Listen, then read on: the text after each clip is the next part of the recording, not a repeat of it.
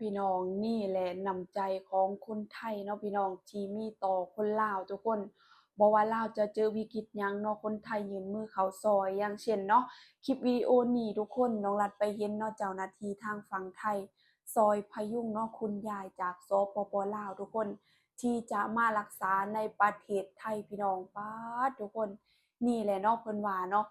เพื่อนบ้านที่ดีเป็นมิตรที่ดีเนาะพี่น้องบอกได้เลยว่า ไทยลาวเปรียบเสมือนครอบครัวเดียวกันทุกคนน้องลาเห็นคลิปนี้ก็ปลาบปลื้มใจแห้งทุกคนชื่นชมอันนี้เนาะน้ำใจของคนไทยที่มีต่อคนลาวทุกคนบ่ว่าจะเป็นเนาะการให้โอกาสต่างๆเนาะก็คือหลักๆเลยเนาะคนลาวเขามารักษาในประเทศไทยก็ล่วงหลายอย่างเช่นคุณยายท่านนี้เนาะทุกคนก็คือป่วยเนาะอยากมารักษาในประเทศไทยก็ข้ามมาประเทศไทยทุกคนเพื่อมารักษาในโรงพยาบาลไทยเนาะ หลักๆเลยก็คือบุคลากรการแพทย์ในโรงพยาบาลไทยเพิ่นมีครบเนาะทุกคนในด้านเทคโนโลยีที่ทันสมัยเนาะพี่น้องคนลาวเฮาก็นิยมเข้ามารักษาในประเทศไทยนี่ก็หลายทุกคนอันนี้หลักๆเลยเนาะคนลาวเฮาจะไว้วางใจเนาะโรงพยาบาลไทยคืออันดับหนึ่งทุกคนได้มารักษาทุกคนเพราะว่าเทคโนโลยีของเพิ่นมันทันสมัยทุกคนตรวจแป๊บหนึ่งเนาะพี่น้องก็รู้ผลแล้วเนาะว่าเฮาเป็นพยาธิหยังเฮาป่วยไข้ย้อนหยังเนาะพี่น้อง และที่สำคัญเนาะเจ้าหน้าที่หรือว่าพยาบาลทางฝั่งไทยเพิ่นจะเน้นเนาะการให้ช่วยเหลือการรักษาก่อนเนาะพี่น้องอันดับหนึ่งก็คือให้การรักษาก่อนทุกคนเรื่องเงินเนาะไว้ที่หลังทุกคนอันนี้คือบ่เคยเห็นเลยนะว่าเจ้าหน้าที่ทางฝั่งไทยเพิ่นจะถามหาเรื่องเงินก่อนเนาะเพิ่นจะรักษาก่อนทุกคนชีวิตของคนไข้สำคัญเสมอทุกคนอันนี้น้องรัฐบ่แปลกใจเลยว่าเป็นหยังเนาะ หลายๆประเทศจึงตัดสินใจเข้ามารักษาในประเทศไทยเป็นหยังเนาะอ่าต่างชาติเข้ามารักษาในประเทศไทยล้วนแต่ชื่นชมเนาะให้ความอ่าให้ความความรักเนาะแล้วก็ชื่นชมเนาะพี่ๆพยาบาลทางฝั่งไทยหรือว่าทางหมอประเทศไทยคือบอกได้เลยว่าหมอประเทศไทยเพิ่นเก่งบ่แพ้ชาติใดในโลกทุกคนในด้านการศึกษาในด้านการอ่า ผ่านการสอบผ่านการเรียนมาเนาะพี่น้องคือเห็นแล้วแบบโอ้โฮสุดยอดอะลีทุกคนชื่นชมเนาะน้ำใจของคนไทยที่มีต่อคนลาวทุกคนบ่ว่าจะเป็นโอกาสต่างๆเนาะในด้านเนาะการให้โอกาสแม่ค้าเชาขายทางฝั่งลาวมาขายของในประเทศไทยพี่น้องอันนี้เราก็จะเห็นผ่านมาเลยเนาะประเทศไทยเพิ่นให้โอกาสเนาะบอกได้เลยว่างานนี้เนาะข้างบ้านเห็นมีอิจฉาตาร้อนลาวแน่นอนทุกคนเพราะว่าหยังเพราะว่า ผ่านมาเนาะประเทศไทยเพิ่นก็ช่วยเหลือทางฝ่ายตรงข้ามทุกคนมาโดยตลอดแต่กลับมาแหว่งกัดทุกคนพอเห็นแบบนี้ก็ต้องอิจฉาตาร้อนประเทศลาวแน่นอนทุกคนเพราะหยังมาเบิ่งมาชมนำกันเนาะสบายดีเด้อจ้ะพี่ๆ FC ทางฝั่งไทยแล้วก็ฝั่งลาวนำเด้อจ้ะพี่น้องมื้อนี้มาพบมาพ้อกันอีกแล้วเนาะซึ่งเรื่องราวมื้อนี้น้องรัดไปเห็นคลิปเนาะของพี่ๆทหารทางฝั่งไทยหรือว่าเจ้าหน้าที่ไทยทุกคนได้มีการช่วยเหลือเนาะคุณยายทางฝั่งลาวที่จะข้ามมาหาหมอในฝั่งไทยทุกคนมารักษาเนาะก็คือเห็นแล้วเป็นคลิปที่น่าประทับใจและปลาบปลื้มใจแรงทุกคนมันอาจจะเป็นสิ่งเล็กๆน้อยๆแต่มันเฮ็ดให้เราเห็นเลยว่าประเทศไทยเนาะน้ำใจเพิ่นมีต่อคนลาวนี่หลากหลายแรงทุกคนคือพันธมิตรที่แท้จริงเนาะเปรียบเสมือนบ้านพี่เมืองน้องทุกคนเปรียบเสมือนครอบครัวเดียวกันนั่นล่ะทุกคนคือน้องน่ะเห็นแล้วแบบโอ้โฮมัน เฮ็ดให้คนลาวเราใจฟูเลยทุกคนที่เห็นเนาะเจ้าหน้าที่ฝั่งไทยทุกคนได้มีการช่วยเหลืออ่าผู้สูงอายุทางฝั่งลาวเนาะที่ข้ามมารักษาในประเทศไทยก็คือหลักๆเลยทุกคนคนลาวเรานี่เนาะถ้ามีคนแบบเจ็บป่วยทุกคนประเทศลาวเรานี่คือแบบจะนึกถึงเนาะโรงพยาบาลของประเทศไทยเลยหลักๆเลยก็คือโรงพยาบาลเพิ่นเนาะบุคลากรการแพทย์ มันทันสมัยเนาะพี่น้องและว่องไวทันใจเนาะตรวจแป๊บเดียวเนาะพี่น้องก็สามารถรู้ผลออกมาว่ามีเฮาเป็นหยังเนาะพี่น้องก็คือหลักๆเลยคนลาวเฮาจะข้ามมาประเทศไทยเป็นหลักเลยเนาะพี่น้องและที่สำคัญเนาะอ่าแพทย์หมอทางประเทศไทยนี่เพิ่นจะให้ความสำคัญกับคนไข้เพิ่นจะบ่ถามเงินเนาะพี่น้องเพิ่นจะรักษาก่อนนี่คือจรรยาบรรณของทานหมอของประเทศไทยเนาะพี่น้องซึ่งน้องนายเห็นแล้วแบบโอ้โฮสุดยอดอะลีทุกคนและที่สำคัญเนาะประเทศไทยเพิ่นก็ให้โอกาสคนลาวเฮานี่หลายบ่ว่าจะเป็นเนาะ โอกาสต่างๆเนาะเราจะเห็นผ่านมาเนาะพี่น้องบ่ว่าจะเป็นเนาะแม่ค้าเช้าขายทางประเทศลาวเนาะที่มาขายของในประเทศไทยทุกคนบ่ว่าจะเป็น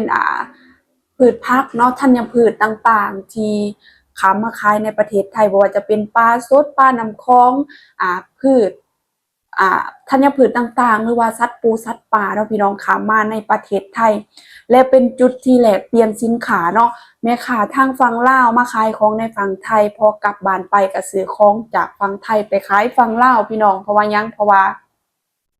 สินค้าเนาะสินค้าไทยในลาวก็มีคนลาวเนาะนิยมใส่หลายทุกคนอันนี้คือหลักๆเลยทุกคนที่คนไทยเขามอบให้คนลาวเนาะแตกต่างจากข้างบ้านเนาะพี่น้อง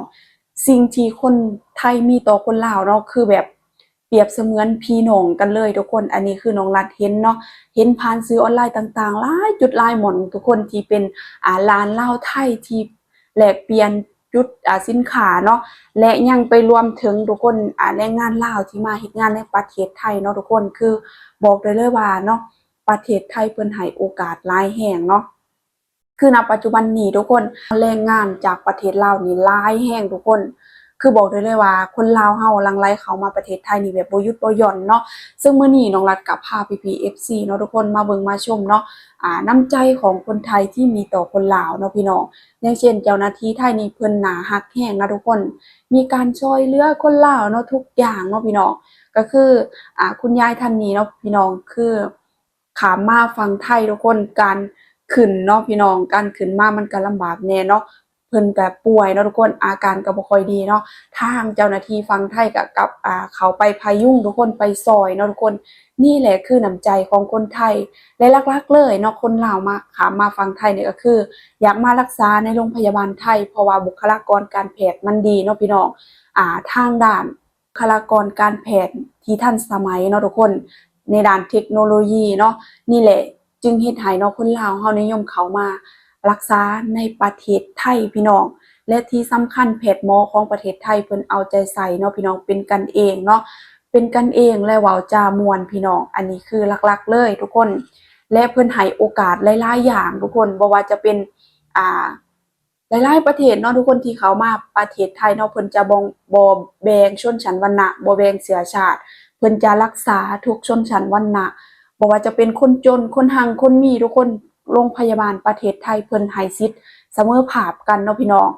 และจรรยาบรรณของแพทย์หมอทางประเทศไทยบ่มีดอกทุกคนที่จะมาถามเนาะเงินก่อนเพิ่นจะรักษาก่อนทุกคนเรื่องเงินไว้ทีหลังเนาะทุกคนสุขภาพหรือว่าชีวิตของคนเนาะสำคัญที่สุดนี่คือจรรยาบรรณของแพทย์หมอประเทศไทยทุกคนและความปลอดภัยเนาะพี่น้องความปลอดภัยบอกได้เลยว่ามารักษาในประเทศไทยคือบอกได้เลยว่าความปลอดภัยสูงและสามารถหายขาดได้ทุกคนเพราะว่าแพทย์หมอทางประเทศไทยเพิ่นมีแต่คนเก่งๆเนาะระดับโกอินเตอร์ทุกคนและด่าน IQ เนาะด่าน IQ ของแพทย์หมอประเทศไทยนี่ก็บอกได้เลยว่าระดับกว่ากะทิเนาะพี่น้องกว่าเพิ่นจะเป็นเนาะกว่าเพิ่นจะได้ผ่านมาเป็นแพทย์หมอของประเทศไทยคือมีการฝึกฝนมีการเรียนทุกคนกว่าจะได้เป็นมันบ่แม่นง่ายๆเนาะพี่น้องและมื้อนี้น้องรัฐก็พาพี่ๆ FC เนาะมาเบิ่งมาชมทุกคนในด้านเนาะความเอาใจใส่ของเจ้าหน้าที่ทางฝั่งไทยทุกคนที่เฮ็ดให้คนลาวปลาบปลื้มใจเนาะบ่ว่าจะเป็นโอกาสหรือว่าการให้ช่วยเหลือความช่วยเหลือต่างๆทุกคนเราจะเห็นผ่านมาตลอดเนาะพี่น้องบ่ว่าจะประเทศลาวเฮาจะเจอวิกฤตหยังทุกคนบ่ว่าจะเป็นภัยน้ำท่วมภัยพิบัติต่างๆคนไทยเพิ่นก็ยื่นมือเข้ามาช่วยคนลาวเฮา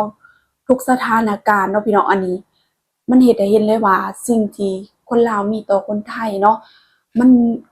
เกินกว่าที่จะเอิ้นว่าบ้านพี่เมืองน้องเนาะมันแทบจะเป็นเนาะบ้าน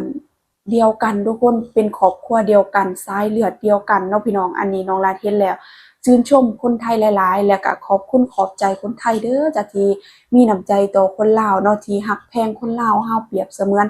บ้านพี่เมืองน้องเนาะพี่น้องน้องรักก็ต้องขอบคุณขอบใจหลายๆและต้องขอบคุณคนไทยเนาะที่ให้โอกาสคนลาวเฮาหลายๆคนเนาะทุกคนที่ได้มาเฮ็ดงานในประเทศไทยทุกคนอันนี้ต้องขอบคุณขอบใจจากใจจริงเนาะพี่น้องสำหรับคลิปนี้น้องรัฐข อบคุณขอบใจอีกเทื่อเนาะทุกคนที่เข้ามารับชมคลิปน้องรัดเนาะฝากพี่ FC กดติดตามกดไลค์เพื่อเป็นกำลังใจในการทำคลิปต่อๆไปเด้อจ้ะสำหรับคลิปนี้ขอตัวลาไปก่อน